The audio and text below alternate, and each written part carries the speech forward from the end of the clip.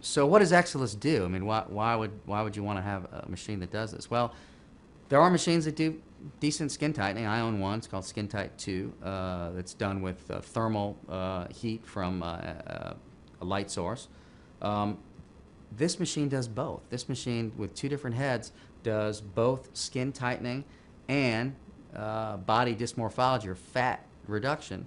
And so, for instance, if you have a lady with a little bit of lipodystrophy or fat collection in her neck, you can, with one handpiece, with either the cooling on or off, you can have the cooling on, drive the heat deep, melt the fat, have that thickness of the waddle thinned out, and then let that heat dissipate a little bit, and then turn the cooling off or use the other smaller handpiece with no cooling and go and heat the skin. So you've done effectively what a facelift would do without pulling. You've extrinsically removed the bulk and you've extrinsically tightened the skin, all completely non-invasively and fairly painlessly as well.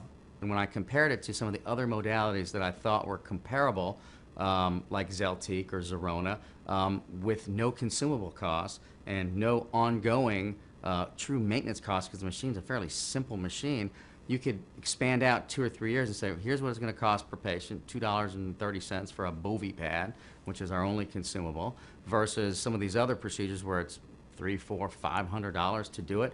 I just didn't want to be in the business of making money for the company selling me the machine.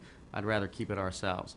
And what really Exilis provided was the opportunity to do multiple body areas. And what we found is a lady who has her neck done says, oh, neck looks good, what about the arms? And there's really no body area that it can't do. So you're not limited to where just one place that you can do, or 2, 3 places, depending on what the fixed applicator is. There is no fixed applicator. This applicator goes in air, so wherever it goes and touches the body, it's going to work.